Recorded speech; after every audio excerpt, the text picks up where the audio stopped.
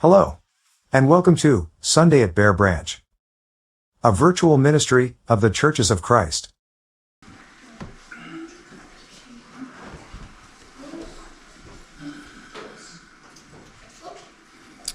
If you would like, you can open your Bibles to 2 Kings, the 6th chapter, as we use those verses as our starting point today as we continue in our study of the principalities and powers and divine beings that exist beyond the realm of this world. In 2 Kings 6, last week we were looking previously at the carrying away of Elijah in the fiery chariot, and Elisha saw that. And Elisha was taking up the mantle of Elijah, and he began to be a prophet to the people of God. And as a prophet to the people of God, he was given by God special insight under the things that the enemies of God were planning. And so he would warn the king, and the king would act upon his advice and thwart the enemy. And in this particular case, we see the king of Syria. Last time when we were looking at God's avenging angels, and we were talking about Assyria. This is Syria. The two are not the same. The king of Syria, when it was told to him that Elisha was telling his king even the things which he spoke of in his bedchamber, that is a place where a king would normally find privacy and would be guarded and protected. When he found out that Elisha knew even the things that he spoke of there, the king of Syria set out to put to death the prophet so that he might be able to have his way in the land of Israel. And so he sent them in 2 Kings 6. It says in verse 13, he said, "Go and spy where he is, that I might send and fetch him." And it was told him, saying, "Behold, he is in Dothan." Therefore sent he thither horses and chariots and a great host, and they came by night and compassed the city about. And when the servant of the man of God, that is Elisha's servant, was risen early and gone forth, behold, a host compassed the city both with horses and chariots. And his servant said unto him, "Alas, my master, how shall we do?" And he answered, "Fear not, for they that be with us are more than they that be with them." Now, that's kind of an interesting statement. Here we are in this city, and it's surrounded by the military of Syria, a multitude of individuals with horses and soldiers, and the servant's in a panic.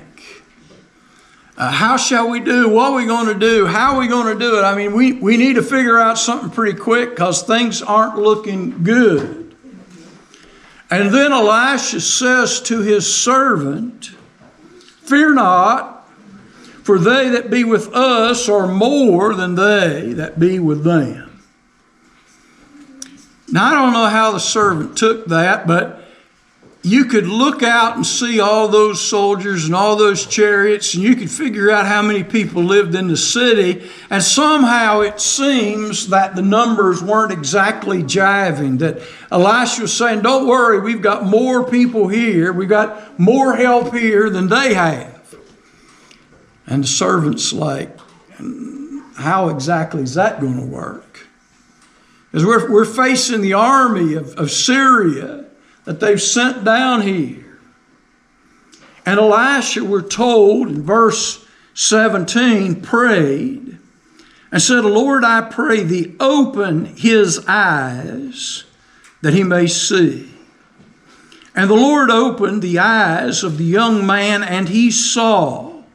And behold, the mountain was full of horses and chariots of fire round about Elisha.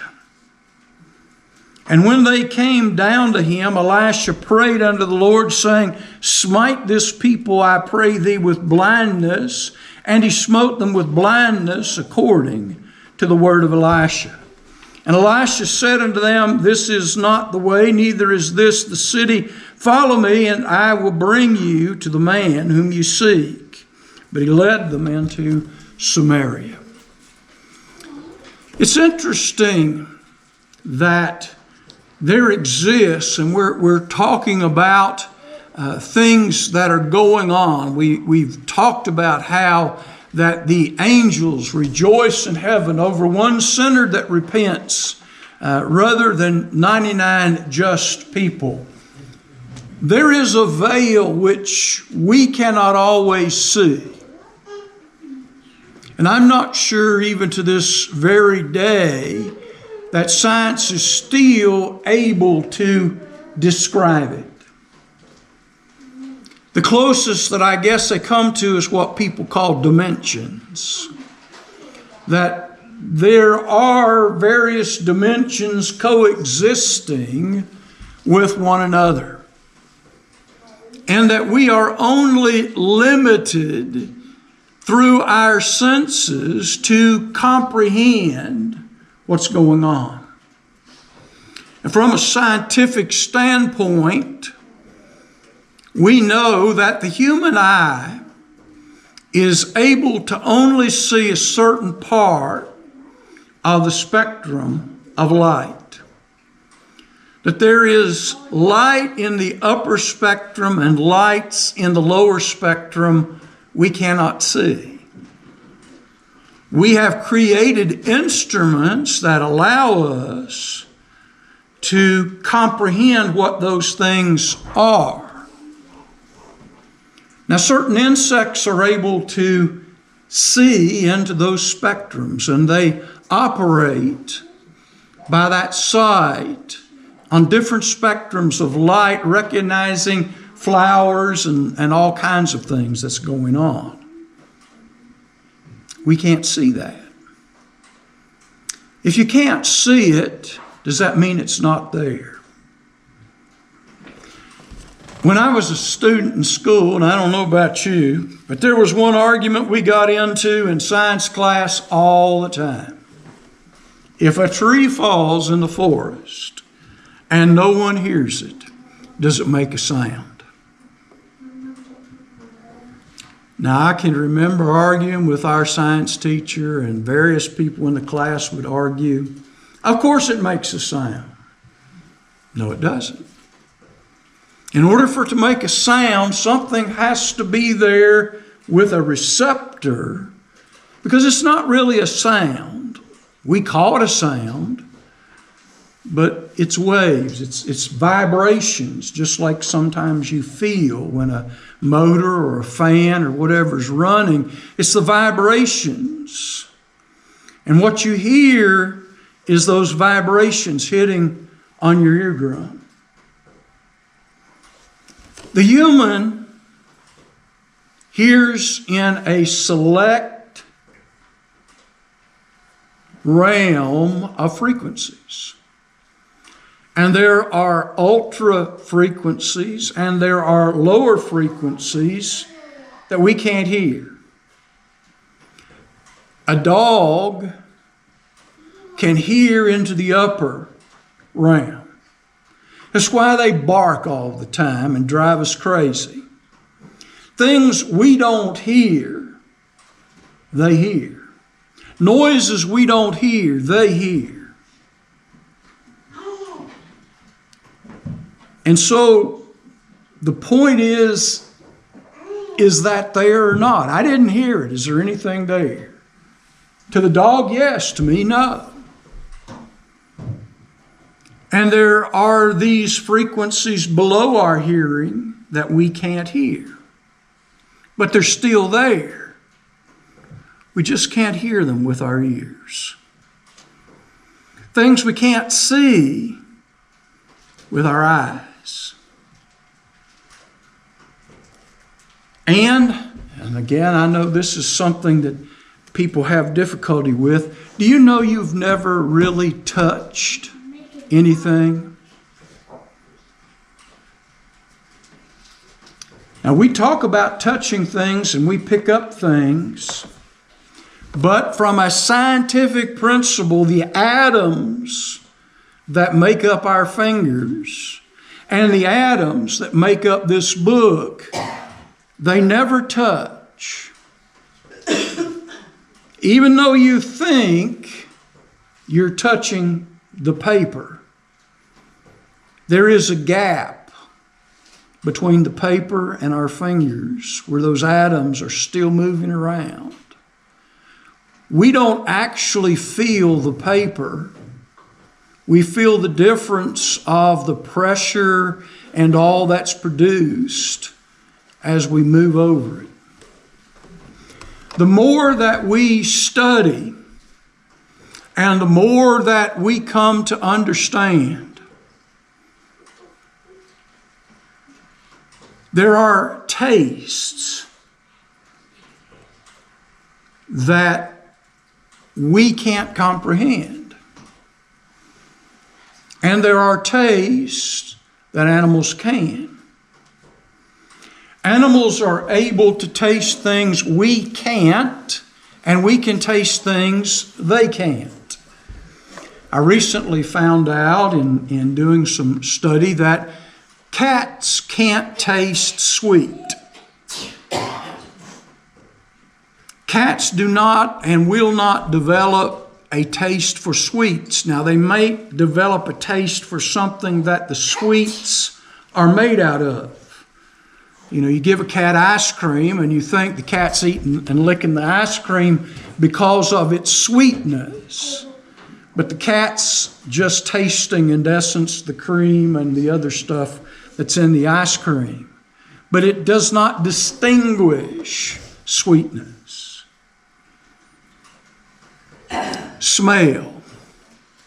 This is a good one.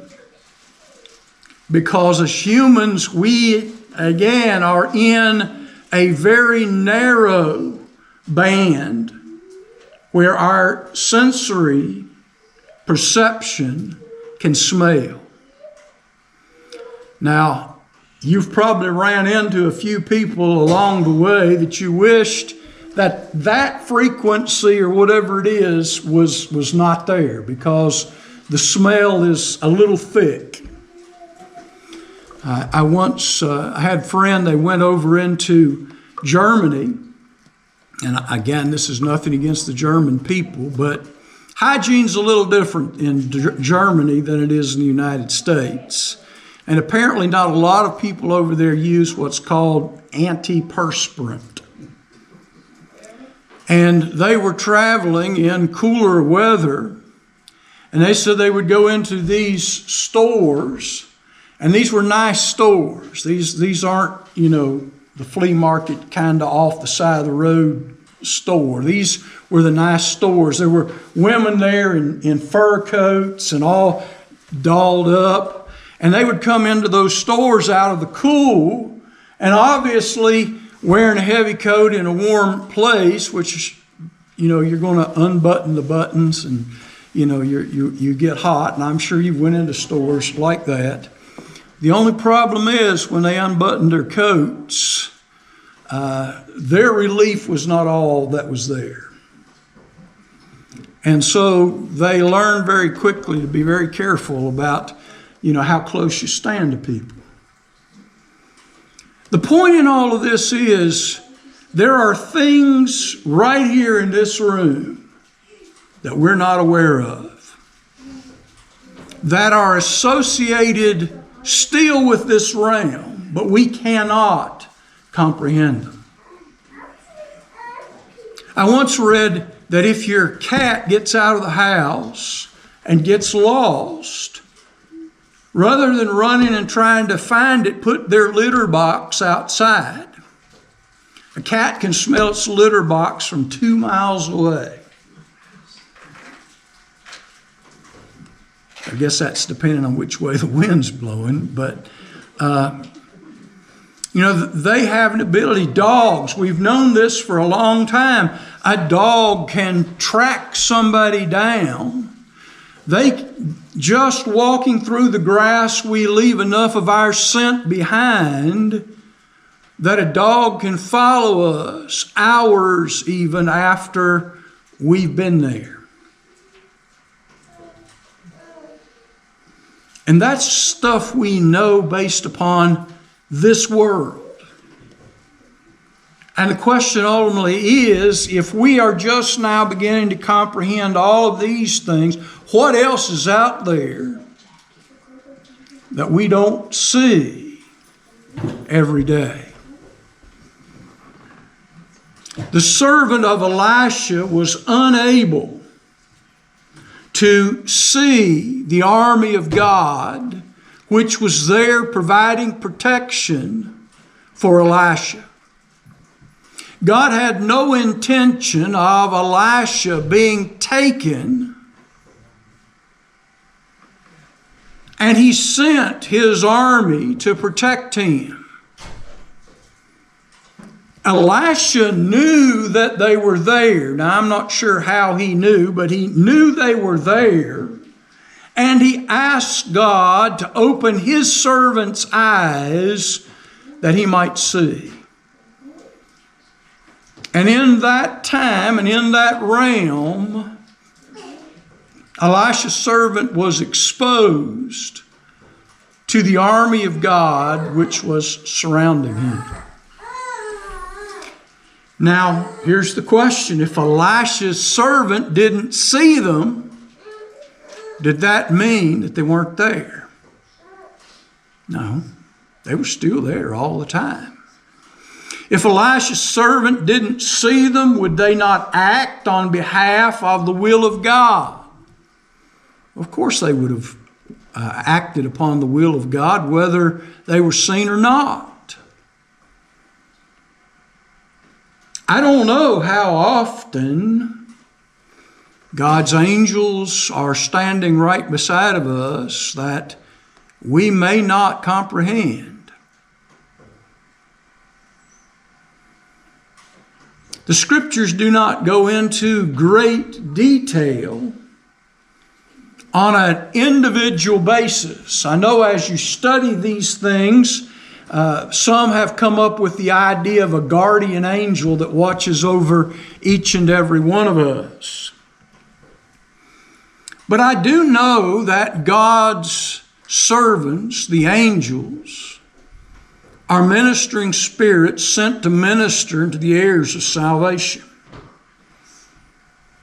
And this is just one example here in 2 Kings 6 of those ministering spirits. And sometimes we have to be careful about just calling them a spirit, because there is substance to them. It's just not the same kind of substance that we think of. And they can interact here. Now the question comes up, are they always here? Is the world filled with angels we do not see, doing the bidding of God, which we cannot always fully comprehend? In the book of Daniel, the 10th chapter, there we find what appears to be angels interacting in the affairs of nature.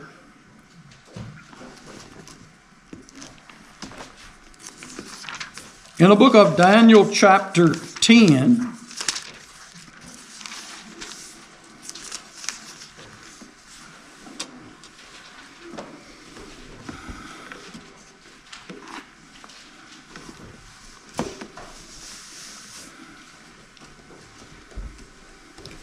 we find Daniel in a situation where, again, in the 3rd year, we're told of Cyrus, the king of Persia, there were things revealed unto Daniel through the angels. And Daniel said he was mourning, or in a place of mourning, verse 2, for 3 full weeks. I ate no pleasant bread, neither came flesh, nor wine in my mouth, neither did I anoint myself at all, till 3 whole weeks were fulfilled. And in the 24th day, the 1st month, as I was beside the great river, which is Hiddekel, then I lifted up my eyes and looked, and behold, a certain man clothed in linen, whose loins were girded with fine gold of Uphaz. His body was like beryl, his face was like the appearance of lightning, his eyes as lamps of fire, and his arms and his feet like in color of polished brass. And the voice of his words like the voice of a multitude. This is almost the same kind of description that we find of Jesus when he appears to John in the Revelation. And I saw the vision, for the men that were there with me saw not the vision, but a great quaking fell upon them as they fled to hide themselves. And he saw this great vision, and yet heard I the voice of his words. When I heard the voice of his words, then was I in deep sleep on my face, and my face toward the ground. And behold, a hand touched me, which set me upon my knees and upon the palms of my hands. And he said unto me, O Daniel, a man greatly beloved, understand the words which I speak unto thee, and stand upright, for unto thee I am now sent. And when he had spoken this word to me, I understood trembling. Then said he unto me, Fear not, Daniel, from the first day that thou didst set thy heart to understand, and to chasten thyself before thy God, these words were heard, and I am come for thy words. 3 full weeks, and then still more,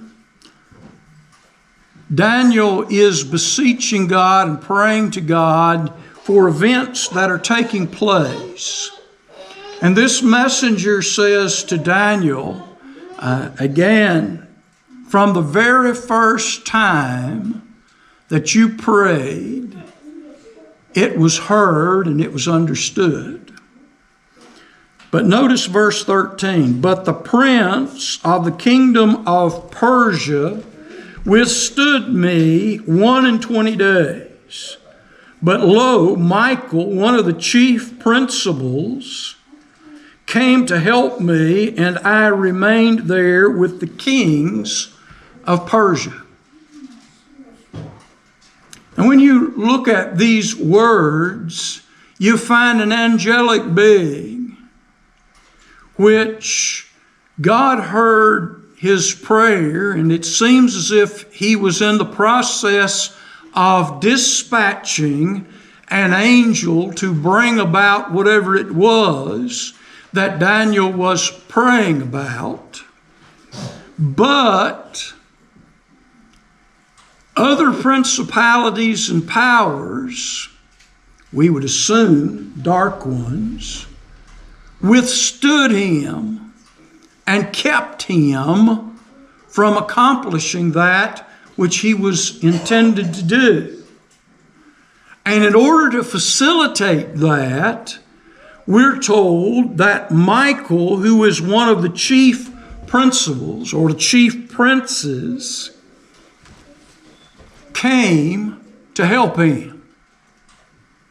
And once this had been accomplished, he still was required to remain with the kings of Persia for a period of time before he could go. He says, "Now I am come to make thee understand what shall befall thy people in the latter days. Yet the vision is for many days." And so when we look at this and we think about what it says, there seems to be, as Paul said, principalities. There are powers that are operating in this world that we would probably rather not want to know about, that have influence on nations politically, that influence nations for good and for evil, to accomplish the will of God in the lives of mankind. Not necessarily on an individual basis, because we have free will in that area, but in accomplishing God's bidding and His will, He sends angels to nations and they remain with kings. I'll probably get in trouble for this one. The President of the United States they have attempted to assassinate him on several occasions. Some closer than others. The shot that came from the top of the building, if it had been timed just a split second, the president's head would have been turned in a different direction, and the bullet would have entered the side of his head and probably accomplished the task for which it was. But in a split second, he turned his head sideways, and instead of the bullet entering the side of his head and going into his brain, it nicked his ear. Sadly, the bullet passed on to cause damage to someone else. Were there angels involved? Was God watching him? I don't know. I wasn't there. I didn't have the eyes of Elisha, and I didn't have the eyes of his servant to see. But it does make me, after reading Daniel 10, and as we think about these princes and principalities and all of these powers that Paul speaks of, we wonder sometimes how things happen the way they do. Is all of life just a random chance? Again, I know, we have to think. But there is a story that has been told. We probably haven't heard it too much. It's a story about what we think of as the first president of the United States, George Washington. Before he was ever president, he served in the military. And on various occasions, he, in the military, was interacting, battling, fighting, whatever, with various Native Americans. But there was one Native American that spoke about George Washington when he met him. Apparently he wanted to meet him because he said he knew he had shot him on several occasions, but it was like the bullets passed through. And he wanted to meet the man who he deemed was bulletproof. Now, whether he was just a bad aim, I don't know. But I know in the course of history, when you study it, you find that there are times that a battle was about to take place. A battle which would change the course of history. One of those was between England and Spain. It seems that Spain, in their ships, were much better prepared to do war against the British. If the Spanish Navy had interacted with the English, they would have probably defeated their Navy, and you and I today would be speaking Spanish. But we're told right before the battle, a great storm came and caused the Spanish ships to be turned away. Coincidence? I don't know. I know in the book of Job, we're told that God spoke to Job out of a whirlwind. That's sort of like a tornado.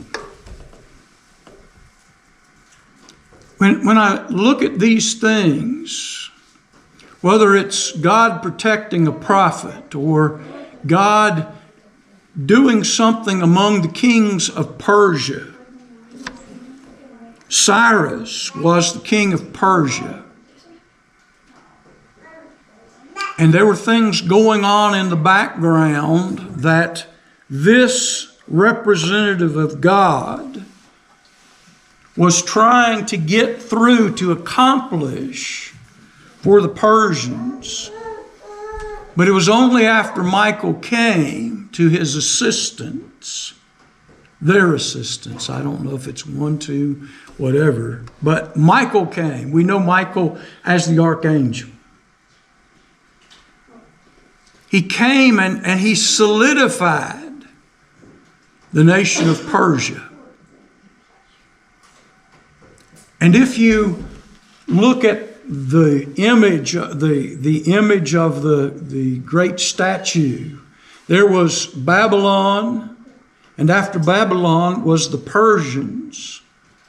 Babylon took the Jews captive, and the Persians released them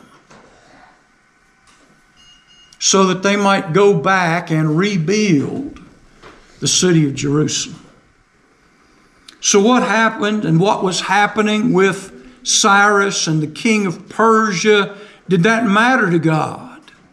Well, yes, because he was the one who was going to release the Jews, and if something happened to him and to his nation, he wouldn't be there to accomplish what God wanted him to do. And in the background, it appears God was working and moving with his chosen ones, his messengers, whatever you want to call them, to be there. From early on, we have been dealing with beings that are not, as we would say, of this earth, at least as we understand it. From the fall of man and woman, from the time they were sent out of the garden, in the book of Genesis 3 and 24, God speaking, Father, Son, Holy Spirit, the man has become like us to know both good and evil. Now, God is always going to choose good, but man's not always going to do that. He's already proven that He won't. And that's not going to change. Man now knows good from evil. The problem now is that he stretches forth his hand and he takes of the tree of life and has continual access to it and lives forever in this sinful state. And we see what happened even with people living 500, 600, 700 years. Eventually it got to where it repented God that He had made man to dwell on the face of the earth. So to reduce his time, He sent the cherubim with a flaming sword to protect entrance into the garden and to the tree of life. And we're told that that fiery, flaming sword turned, it rotated, and it protected and blocked access back to whatever the garden was and the tree of life until such time as probably the flood put an end to all of the garden and the tree of life. The study of angels is very complex, and God does not give us a great deal of information, but He hints at the fact that these principalities and these powers that are in spiritual, heavenly places, other realms, dimensions, whatever you want to call them, but they're there. We're told that God is always present. You feel Him today? Do you see Him today? Do you hear Him today? But nonetheless, He's here. He's witnessing. He knows. Angels are just one part. These beings that we call angels are just one part of all those principalities and powers. If you're here today and you're not a child of God, before you is the opportunity, believing in Jesus Christ as the Son of God, to repent of your sin, confess your belief, be baptized into Christ, walk in a newness of life. Or as a child of God, not walking where you ought to be, doing the things that you need to be doing. Through repentance and prayer, we can find reconciliation. If you're here and subject to the invitation, we encourage you to come while we sing. In closing this evening, we wish to thank you again for spending your time in study with us. We hope the lesson has been uplifting and motivational. We encourage you to return again for our next lesson. Until then, may we invite you to visit our website. You will find many study opportunities. Our resource page has links to the Gospel Broadcasting Network, a 24/7 station with many great Christian programs and speakers. In Search of the Lord's Way, with Brother Phil Sanders. We have 2 links for Bibles and downloadable software. If you are looking to really expand your knowledge, perhaps you might like to try World Video Bible School, a college-level learning site free of charge. So, until next time, may God bless and keep you in His care as we walk together in His truth. And remember, as always, the churches of Christ salute you.